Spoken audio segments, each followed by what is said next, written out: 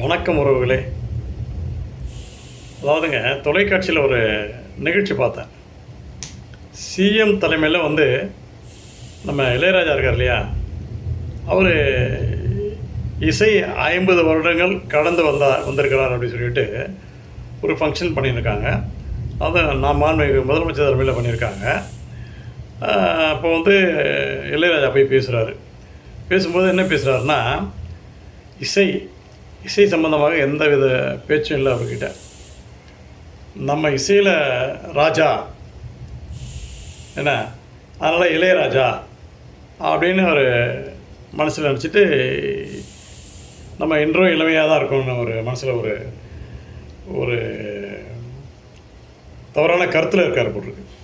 ஏன்னா ரஜினிகாந்த் இவங்க இசை நிகழ்ச்சி நடத்தும்போது ஃபுல் பாட்டில் பீர் அடிச்சுட்டு அப்படியே தொங்கிட்டார், அப்படியே தொங்கி போயிட்டார் அப்படின்னு சொல்லிட்டு பேசுகிறாரு. அதுவும் ரஜினியை பார்த்து, சொல்லவா, இன்னும் உண்மையெல்லாம் சொல்லவா அப்படின்னு கேட்குறாரு. இவர் ரஜினி என்ன பண்ணுறாரு, டக்குன்னு எழுந்து சிஎம்கிட்ட ஒரு சின்ன பர்மிஷன் கேட்டு நேராக போயிட்டு இளையராஜாவை பற்றி பேசுகிறாரு.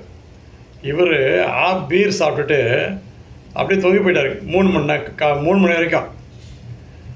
அதுக்கப்புறம் இந்த கிசுகிசெல்லாம் பேசிகிட்டு இருக்காரு. அதுவும் இல்லாமல் இந்த பெண்களை பற்றி நிறைய பேசுவார் இவர். அந்த பெண்கள் விஷயத்தில் பல்லா கில்லாடி இவர் அப்படிங்கிற மாதிரி ரஜினிகாந்த் பேசினாங்க. அந்த ஜானின்னு ஒரு படம்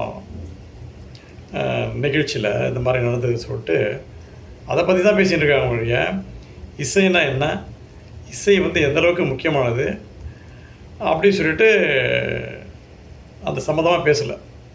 இப்போ எம்எஸ்விலாம் இசையமைச்சார்னா அவ்வளோ அருமையாக இருக்கும். அப்படியே அவர் அதை ரசித்து அப்படியே இசை நிகழ்ச்சி நடத்துவார் எம்எஸ் விஸ்வநாதன் அவர்கள். இந்த இளையராஜா பாட்டும் எழுதிக்கிட்டு அந்த பாட்டுக்கு ஏற்ற மாதிரி இசையை பண்ணுறாரு. பாட்டெலாம் ஹிட் ஆகிடுச்சு. இதில் கொஞ்சம் ரீச் ஆகிட்டார்.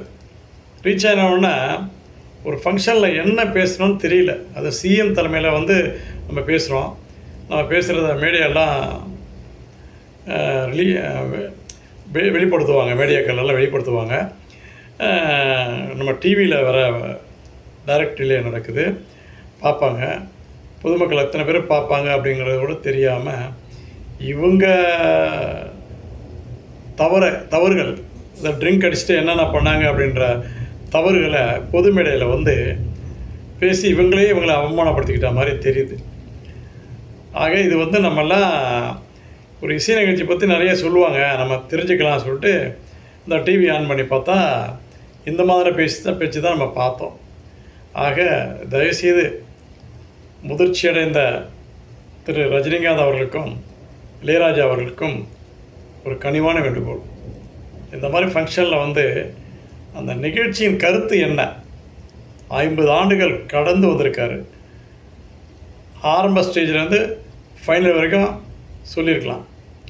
இசையெல்லாம் எப்படி நாங்கள் கடந்து வந்தோம், எந்த மாதிரி இசையெல்லாம் நாங்கள் பண்ணியிருக்கோம், எந்த பாடலுக்கு ஏற்ற மாதிரிலாம் பாடியிருக்கோம், எந்தளவுக்கு ஹிட் ஆகிருக்கு எங்கள் இசையெல்லாம், எங்களுடைய இசையை ரசித்த மக்களுக்கு ரொம்ப நன்றி. நீங்கள் இல்லைன்னா நாங்கள் இல்லை. நீங்கள் அந்த காசு கொடுத்து நீங்கள் அந்த படம் பார்க்கலன்னா என்னுடைய இசை பப்ளிசிட்டி ஆகிருக்காது. என்னுடைய இசையை நீங்கள் இந்த அளவுக்கு கொண்டு வந்த காரணம் பொதுமக்களாகிய நீங்கள், உங்களுக்கு தலை வணங்குறோம் அப்படின்னு மாண்புமிகு சிஎம் கூட வந்திருக்காங்க. சிஎம் எங்களுக்கு ரொம்ப மகிழ்ச்சியாக இருக்குது அப்படின்னு சொல்லி பேசியிருந்தாங்கனாக்கா மக்கள் மத்தியில் ஒரு சந்தோஷமாக இருந்திருக்கும். இவங்க அந்த வயசில் செஞ்சது, அந்த நிகழ்ச்சியை பேசுகிறதுக்கு ஒரு மேடை கிடச்சிது உங்களுக்கு, அது வீட்டில் போய் அவங்க வீட்டில் பேசிக்கலாமே, சரிங்களா? அதனால் நீங்கள் கொஞ்சம் பணம் சேர்ந்து போச்சுன்னா என்ன பேசுகிறோன்னு தெரியாமல் பேசுகிறீங்க. அது வேண்டாம். என்ன நான் சொல்கிறது, அதாவது கொஞ்சம் சேர்ந்தா என்ன பேசணும் ஏது பேசணும்னு ஒன்றுமே தெரியல.